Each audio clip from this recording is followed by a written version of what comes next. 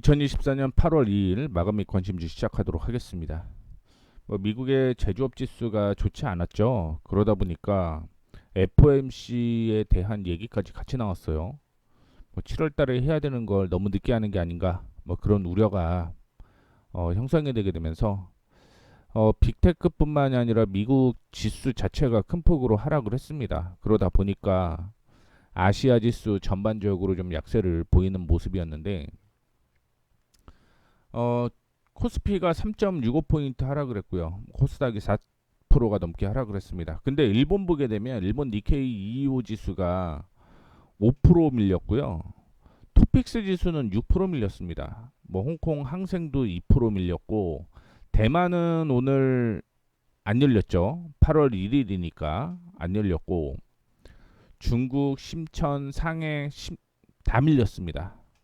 중국이야 미국보다는 뭐 그 상관계 수가 적기 때문에 미국을 따라가는 종목들은 전반적으로 다 하락을 했다 이렇게 좀 생각을 하시면 좋을 것 같고 근데 미국 같은 경우는 일본 같은 경우는 어쨌든 금리 인상에 대한 이슈가 있기 때문에 조정을 받는 거에 대해서 그럴 수도 있겠다라고 생각을 하고 있는데 아시아 지수 중에서 한국이 굉장히 좀 큰 폭으로 하락을 해서 사실은 좀 오늘 시장을 바라보게 되면서 할 말이 없더라고요. 이렇게까지 될 만한 건가 이런 생각을 좀 해볼 수가 있을 것 같은데 어떻게 됐든 코스피 지수 말씀드렸던 대로 3.67% 하락을 했고요. 100%가 넘게 하락을 했습니다. 2675.65포인트로 마감을 했고요. 외국인이 8,463억 매도를 했고 기관이 7,774억 매도를 했습니다. 그래서 전반적으로 거의 1조 6천억 기관과 외국인이 매도를 했는데 그거를 다 개인이 매수가 됐고요. 코스닥 시장도 4%가 넘게 하락을 했습니다. 외국인이 1,500억 매도를 했고 기관이 거의 900억 매도를 하면서 개인이 2,400억 정도 매수가 들어오는 모습이었습니다. 자, 근데 코스피 경우는 그래도 나쁘지는 않았다 이렇게 볼 수가 있을 것 같아요. 나쁘지는 않았다라는 의미가 뭐냐면 조정을 받고 그래도 지지선까지 내려오면서 버티는 모습을 좀 보여주었는데 코스닥의 경우는 그게 아니었죠. 지지선을 이탈을 하게 되면서 한 765포인트까지 추가적인 하락이 이어질 수 있겠다 이렇게 생각을 하다 보니 그나마 코스피가 훨씬 더 긍정적이지 않았나 이렇게 좀 볼 수가 있을 것 같고 코스피 같은 경우는 60개 상승을 했고요. 871개 하락을 했습니다. 코스닥은 146개 상승을 했고 1476개 매도가 나왔습니다. 매수보다 매도가 훨씬 많았다라는 걸 의미한다라는 거죠. 그리고 오늘 삼성전자가 4%가 밀렸고요. SK 하이닉스, DB하이텍이 10%가 하락을 하는 모습이었습니다. SK 하이닉스가 10%가 밀리다 보니까 SK 스퀘어도 역시 8%대 하락을 하는 모습이었고 그동안 급등이 나오게 되면서 주가가 많이 올라갔던 종목들이 전반적으로 좀 약세를 보였다라고 생각을 하시면 좋을 것 같아요. 그래서 이게 아닌데. 그래서 삼성전자 42%, 4.21% 하락. 삼성 SK 하이닉스가 10%, DB하이텍이 10%, 두산 에너빌리티, 효성중공업, LSLA, 현대 일렉트릭 거의 10% 가까이 넘게 하락을 하는 모습을 연출을 했고요. 그 외 종목들도 버티지를 못했습니다. 버티지를 못했고 그나마 오늘 버틴 종목은 통신이에요. 통신. LGU 플러스, KT, SK텔레콤 그 외 화장품주 대형 종목 위주로 좀 버티는 모습이었고 이거는 상승했다기보다는 버텼다라는 의미가 훨씬 맞는 얘기인 거죠. 그리고 리테일 쪽으로 편의점주가 좀 버티는 모습이었고 하이브, 넷마블 요 정도 시가 상위 업종들 버틴 거 그거 외에는 시장은 좋지는 못했습니다. 말씀드렸던 대로 섹터를 다시 한번 확인을 해보게 되면 코로나19 관련주 마이코 플라즈마 폐렴 관련주가 상승을 좀 하는 모습이었습니다. 코로나19 신규 입원 환자가 7월 1주 첫째 주에 91명이었는데 둘째 주에 148명, 셋째 주에 255명, 넷째 주에 465명이 발생해서 최근 4주간에 5배 이상 증가를 했다라고 밝혔고요. 마이코플라스마 폐렴균 감염증도 역시 6월 말 유행주의보 발령 이후에 증가 추세가 지속되게 되면서 관련 종목들이 상승을 하는 모습이었습니다. 그 외에 하마스 지도자 이스마일 하니의 사망과 관련해서 이스라엘에 대해서 보복을 선언한 이란의 고위 관리들이 레바논, 이라크, 예멘 대표와 만나서 잠재적 보복 방안을 논의할 것으로 예정이 되어 있기 때문에 관련주들이 좀 상승을 했는데 주말에 우리 보복할 거야라고 하고 이전에는 그냥 보복을 했는데 지금은 조금 분위기가 달라진 것 같아요. 그래서 아마 주말에 이런 이슈가 나온다라고 한다면 아마 월요일에 영향을 끼칠 가능성이 있다라고 생각을 하시면 좋을 것 같고 엔비디아가 6%, 브로드컴 8%, 퀄컴이 9% 반도체주 하락했죠. 그리고 애플, 아마존, 테슬라, 알파벳 실적이 좋은 종목들도 전반적으로 시장이 약세를 보이게 되면서 관련된 종목들 다 하락을 하는 모습이 연출이 되었습니다. 그나마 편의점주가 빨간색이 돼야 되는데 파란색으로 좀 체크가 됐네요. 주요 유통 상장사들의 실적 개선 전망이 이어지게 되면서 최근 경기 침체에 고전했던 유통주들이 상승세를 보이고 있습니다. 편의점주는 상승을 했고요. 증권주는 미국 제조업 지표가 위축 국면으로 들어갔다라고 얘기를 했는데 이게 오늘 그 몇 가지를 확인을 해보니까 얘네가 11개의 산업이 있잖아요. 그리고 145개의 그 세부 분류가 있는데 11개 산업 확인해 보게 되면 어디 하나 좋다라는 데가 없습니다. 다 안 좋다였어요. 다 안 좋다. 뭐 때문에 안 좋고 뭐 때문에 안 좋고 그래도 시장이 안 좋았을 때 뭐라도 하나는 좀 괜찮다 이런 얘기가 나올 법한데 그런 얘기가 하나도 없었습니다. 그러다 보니까 이거는 완연한 경기 침체가 이루어지는 게 아닌가 이런 얘기도 계속적으로 나오고 있기 때문에 분위기가 상당히 좀 안 좋았다라고 생각을 좀 하시면 좋을 것 같고 그 다음에 자동차 관련주도 나쁘지는 않았는데 전반적으로 약세를 좀 보이는 모습을 연출을 했습니다. 이렇게 되다 보니까 이제 제가 그동안 언급을 해드렸던 종목들 정리한 종목이 엄청 많아요. YM텍, Y바이오로직스, PI 첨단 소재, DLENC, 코오롱 인더, SY 웨이브일렉 이렇게 종목들이 굉장히 많은데 이 종목들을 매도라고 써 있는 종목들 있잖아요. 그리고 그냥 매수 대기가 있고 아무것도 없는 것들이 있는데 이거를 이렇게 정리를 하는 몇 가지를 좀 체크를 해보고 정리해야 개별적으로 여러분들이 정리해야 될 종목들에 대해서도 좀 체크를 해보도록 하겠습니다. 오늘 대덕전자는 그냥 아무것도 없죠. 아무것도 없는데 왜 아무것도 없는지 얘기를 좀 해드리자면 그냥 일단은 먼저 이거 먼저 말씀드릴게요. 제가 시장이 상승을 하고 조정을 받고 여기 고점이 하나 형성되어 있잖아요. 이게 이제 저항입니다. 그쵸? 이 저항을 돌파를 하게 되면 여기 지지 하나가 형성이 되죠. 그러면 사실은 제가 이 돌파를 할 때 요 타이밍에 매수를 언급을 해드립니다. 요 타이밍이 매수예요. 그런데 이제 매수를 할 때 돌파시 매수가 있고요. 좀 안 보이나요? 돌파시 매수가 있고 안착시 매수가 있잖아요. 그렇죠?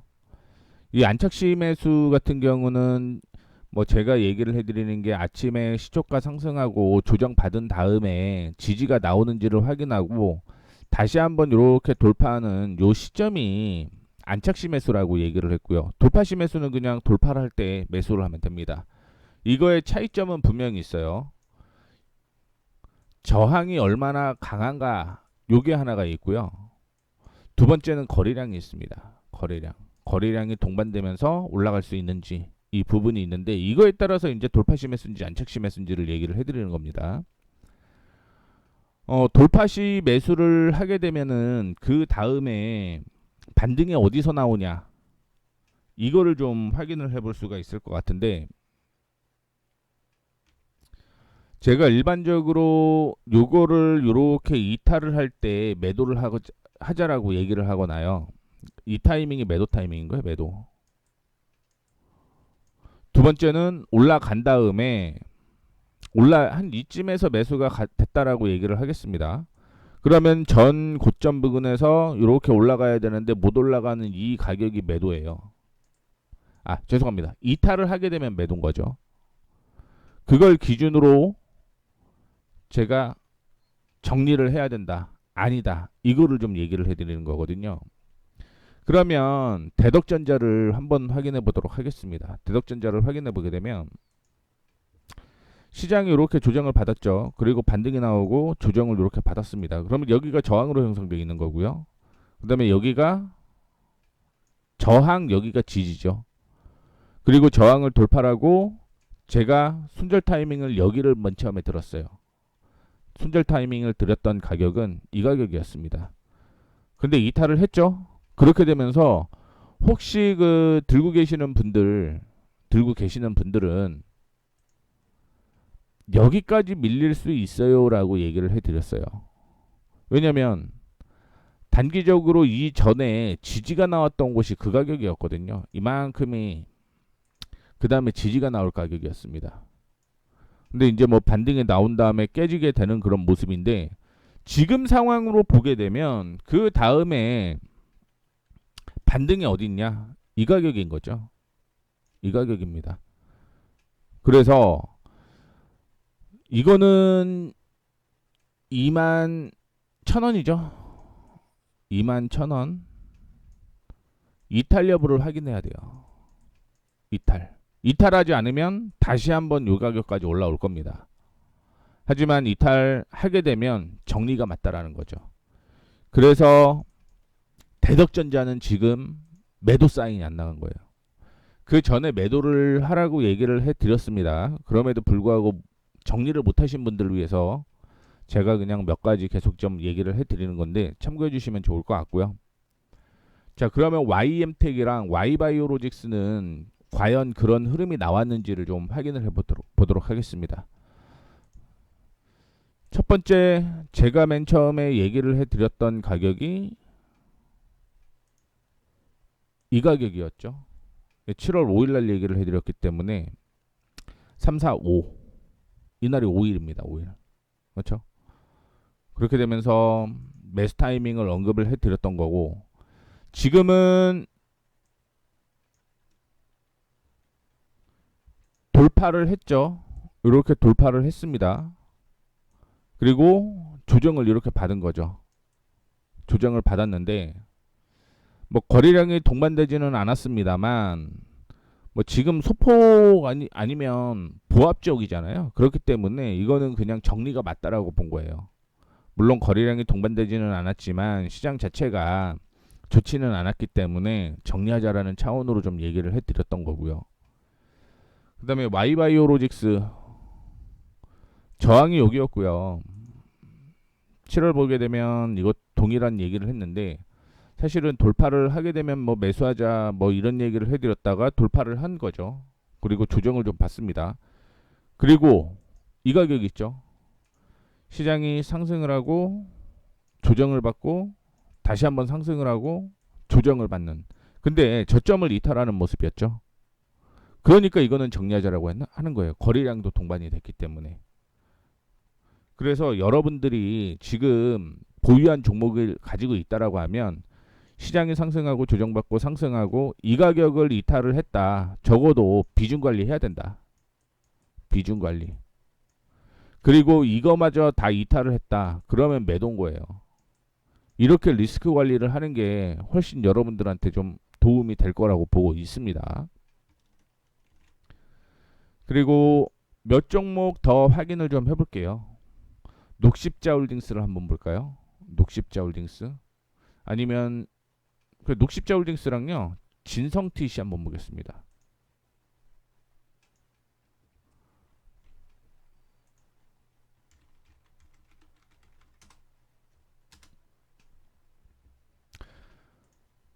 전 고점이 여기였습니다. 그쵸? 시장이 조정을 받고 상승을 하고 조정을 받고 상승을 하고 이탈하면 안 된다라고 얘기를 했는데 반등 나왔고요. 제가 이거는 이 가격 얘기를 해드렸고요. 그리고 조정을 받았습니다. 깨지지 않았죠. 그렇기 때문에 이건 홀딩인 거예요. 전 고점에서 이탈을 하는 모습이 살짝 나오긴 했지만 반등 나왔고요. 그 다음에 올라갔다가 15,000원대를 하회를 하지 않았기 때문에 이 종목은 홀딩을 하는 게 맞는 거고,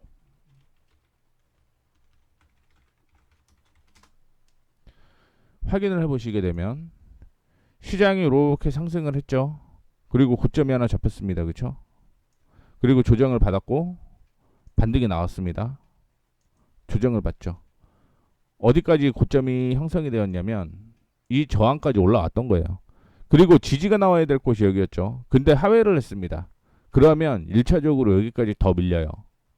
근데 이거는 제가 왜 리스크 관리 차원으로서 매도를 좀 하는 게 낫다라고 보고 있냐면 거래량이에요. 거래량. 물론 오늘 거래량이 동반된 종목들이 훨씬 많습니다. 거래량이 동반된 종목들이 훨씬 많은데 이거는 다 매도를 했다라는 거죠. 수급적으로 보게 되면 기관과 외국인이 동반 매도를 했기 때문에 다 개인들이 매수를 했다라는 거거든요. 그럼 이거는 반등이 나온다라고 하더라도 조금 올라오게 되면 개인들이 그대로 매도가 나올 가능성이 있습니다. 그런 종목들은 다 재배를 하셔야 된다라는 거 말씀을 좀 해드리도록 하겠고, 반면에 수젠텍 같은 경우는 뭐 계속 올라가고 있죠. 계속 올라가고 있고, 스피어 파워도 홀딩하자라고 얘기를 했습니다. 6,700원 얘기해드렸고요. 이거는 버텼죠. 저 거래량이 없이 버텼습니다. 뭐 색깔은 양봉이긴 하지만 눌린 거죠. 이런 관점으로 보셔야 돼요. 이런 관점으로. 한미글로벌 저점을 이렇게 형성됐는데 이탈했죠. 이탈하게 되면 여기까지 밀릴 가능성이 있습니다. 그러니까 이거는 정리인 거예요. KPF 종목이 그 매수 안 된 종목들도 많습니다.